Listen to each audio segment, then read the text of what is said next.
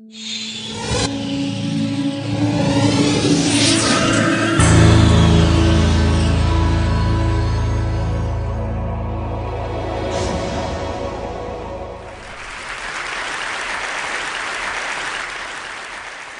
was here 4 years ago, and I remember at the time that the talks weren't put online. I think they were given to TEDsters in a box set of DVDs, which they put on their shelves where they are now. And actually, Chris called me a week after I'd given my talk and said, "We're going to start putting them online. Could we put yours online?" I said, "Sure."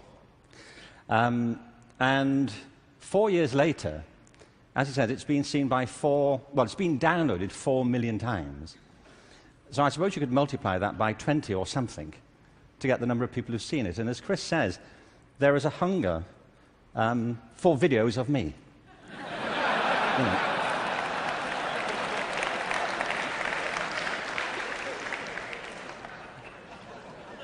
Don't you feel?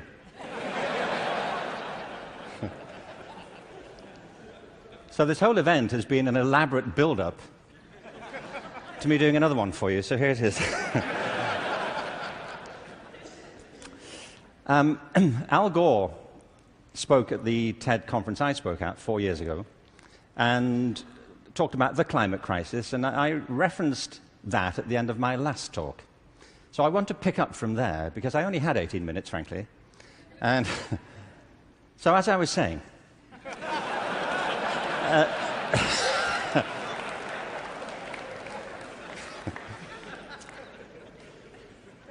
you see, he's right. I mean, there is a major climate crisis, obviously, and I think if people don't believe it, they should get out more. But I believe there's a second climate crisis, which is as severe, which has the same origins, and that we have to deal with the same urgency. And I mean by this, and you may say, by the way, look, I'm good. You know, I have one climate crisis. I don't really need the second one. But this is a crisis of not natural resources, though I believe that's true, but a crisis of human resources. I believe fundamentally, as many speakers have said during the past few days, that we make very poor use of our talents. Very many people go through their whole lives having no real sense of what their talents may be, or if they have any to speak of. I meet all kinds of people who don't think they're really good at anything. Actually, I kind of divide the world into two groups now. Jeremy Bentham, the great utilitarian philosopher, once spiked this argument. You know, he said there are two types of people in this world: those who divide the world into two types, and those who do not. Well, well, I do. And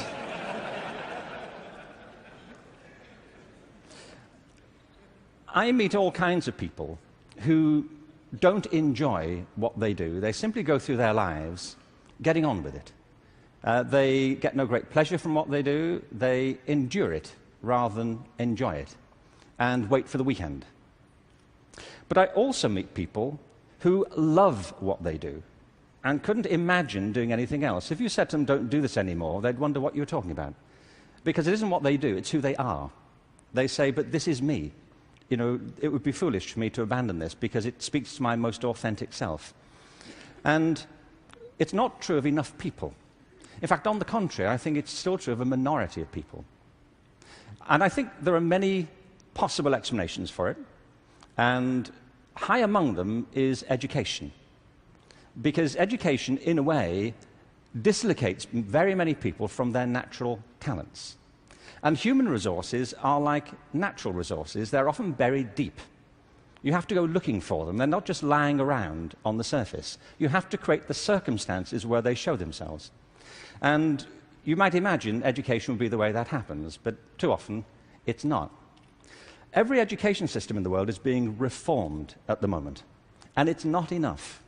Reform is no use anymore, because that's simply improving a broken model. What we need, and the word's been used many times during the course of the past few days, is not evolution, but a revolution in education. This has to be transformed into something else.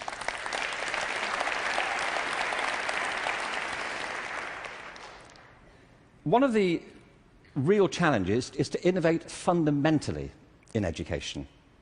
Innovation is hard because it means doing something that people don't find very easy for the most part. It means challenging what we take for granted, things that we think are obvious. The great problem for reform or transformation is the tyranny of common sense. Things that people think, well, they can't be done any other way because that's the way it's done. I came across a great quote recently from Abraham Lincoln, who I thought you'd be pleased to have quoted at this point. He said this in December 1862 to the second annual meeting of Congress. I ought to explain that I have no idea what was happening at the time. We don't teach American history in Britain. We suppress it. You know, this is our policy, so...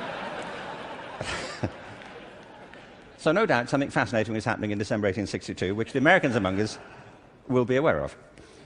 But he said this: the dogmas of the quiet past are inadequate to the stormy present. The occasion is piled high with difficulty, and we must rise with the occasion. I love that. Not rise to it, rise with it. As our case is new, so we must think anew and act anew. We must disenthrall ourselves, and then we shall save our country. I love that word, disenthrall. You know what he means? That there are ideas that all of us are enthralled to, which we simply take for granted as the natural order of things, the way things are. And many of our ideas have been formed not to meet the circumstances of this century, but to cope with the circumstances of previous centuries. But our minds are still hypnotized by them, and we have to disenthrall ourselves of some of them. Now, doing this is easier said than done. It's very hard to know, by the way, what it is you take for granted. And the reason is that you take it for granted. So let me ask you something you may take for granted. How many of you here are over the age of 25? That's not what I think you take for granted. I'm sure you're familiar with that already. But are there any people here under the age of 25? Great. Now, those over 25, could you put your hands up if you're wearing a wristwatch? Now, that's a great deal of us, isn't it? Ask a room full of teenagers the same thing. Teenagers do not wear wristwatches. I don't mean they can't or they're not allowed to. They just often choose not to. And the reason is, you see, that we were brought up in a pre-digital culture, those of us over 25, and so for us, if you want to know the time, you have to wear something to tell it. Kids now live in a world which is digitized, and the time for them is everywhere. They see no reason to do this. And by the way, you don't need to do it either. It's just that you've always done it, and you carry on doing it. My daughter never wears a watch. My daughter Kate, who's 20, she doesn't see the point. You know, as she says, you know, like, it's a single-function device. You know, like how lame is that? You know, and I say, no, it tells the date as well. You know, it has multiple functions. But you see, there are things we're enthralled to in education. Let me give you a couple of examples. One of them is the idea of linearity. That it starts here, and you go through a track, and if you do everything right, you will end up set for the rest of your life. Everybody who's spoken at TED has told us implicitly or sometimes explicitly a different story. That life is not linear, it's organic. We create our lives symbiotically as we explore our talents in relation to the circumstances they help to create for us. But you know, we have become obsessed with this linear narrative. And probably the pinnacle for education is getting you to college. I think we are obsessed with getting people to college. Certain sorts of college. I don't mean you shouldn't go to college, but not everybody needs to go, and not everybody needs to go now. Maybe they go later, not right away. I was up in San Francisco a while ago doing a book signing. There was this guy buying a book. He was in his 30s, and I said, "What do you do?" And he said, "I'm a fireman." And I said, "How long have you been a fireman?" He said, "Always. I've always been a fireman." And I said, "Well, when did you decide?" He said, "As a kid." He said, "Actually, it was a problem for me at school, because at school, everybody wanted to be a fireman." He said, "But I wanted to be a fireman." You know, and he said, "When I got to the senior year of school, my teachers didn't take it seriously. This one teacher didn't take it seriously." He said, "I was throwing my life away if that's all I chose to do with it. That I should go to college, I should become a professional person, I had great potential, and I was wasting my talent to do that. And he said it was humiliating because he said it in front of the whole class, and I really felt dreadful. But it's what I wanted. And as soon as I left school, I applied to the fire service and I was accepted. And he said, you know, I was thinking about that guy recently, just a few minutes ago when you were speaking about this teacher. He said, because 6 months ago, I saved his life. He said he was in a car wreck, and I pulled him out, gave him CPR, and I saved his wife's life as well. He said, I think he thinks better of me now.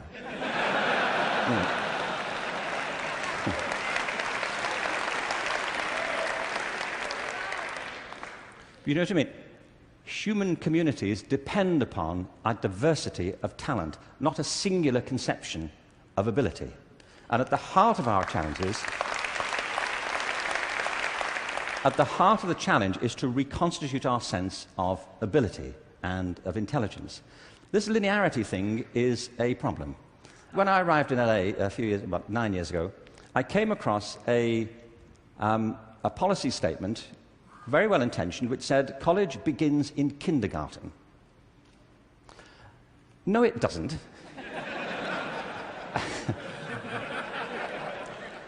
It doesn't. If we had time, I could go into this, but we don't. Kindergarten begins in kindergarten. A friend of mine once said, you know, a 3-year-old is not half a 6-year-old.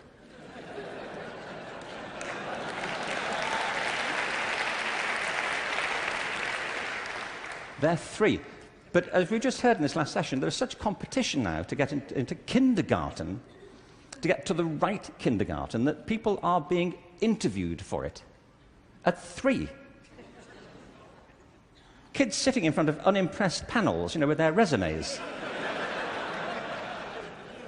Flicking through it, saying, what, this is it?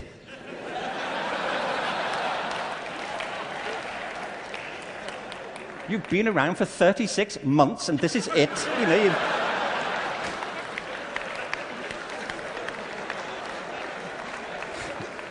you've achieved nothing. I mean, spent the first 6 months breastfeeding, what I can say.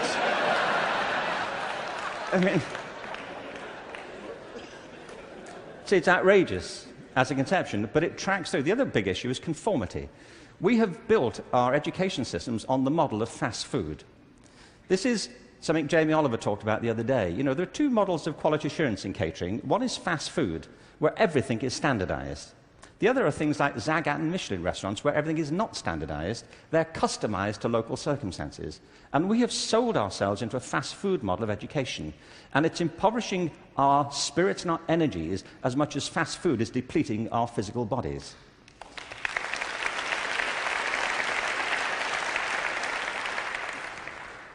I think we have to recognize a couple of things here. One is that human talent is tremendously diverse. People have very different aptitudes. I worked out recently that I was given a guitar as a kid at about the same time that Eric Clapton got his first guitar.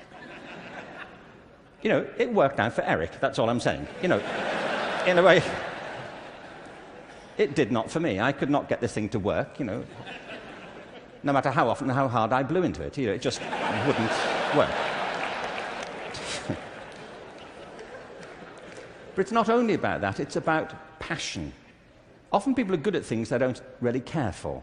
It's about passion and what excites our spirit and our energy. And if you're doing the thing that you love to do, that you're good at, time takes a different course entirely. My wife's just finished writing a novel, and I think it's a great book. But she disappears for hours on end. You know this. If you're doing something you love, an hour feels like 5 minutes.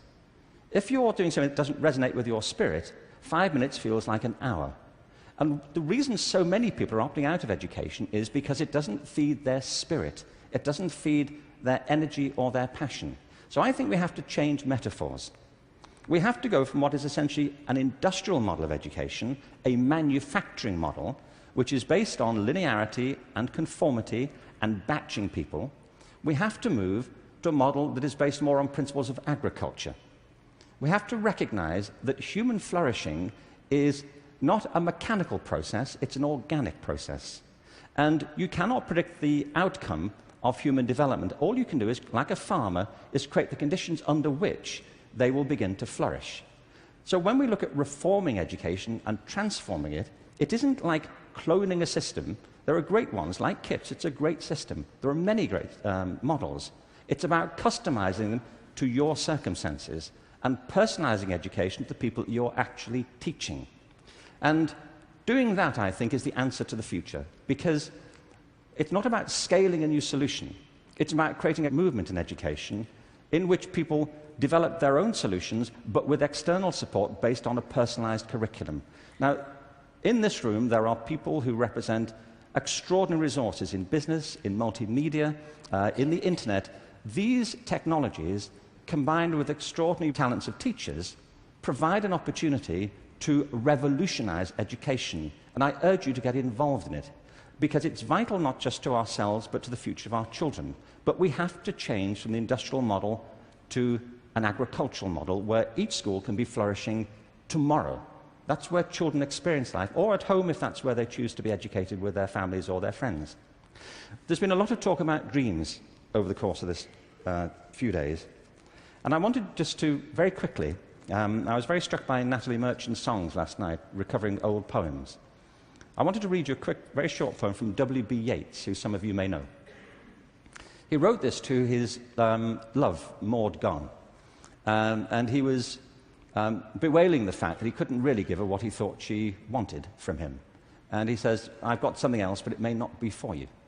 He says this: "Had I the heavens embroidered cloths, enwrought with gold and silver light, of blue and the dim and the dark cloths, of night and light and the half-light, I would spread the cloths under your feet. But I, being poor, have only my dreams. I have spread my dreams under your feet. Tread softly, because you tread on my dreams. And every day, everywhere, our children spread their dreams beneath our feet. And we should tread softly." Thank you. Thank you very much. Thank you very much. Thank you.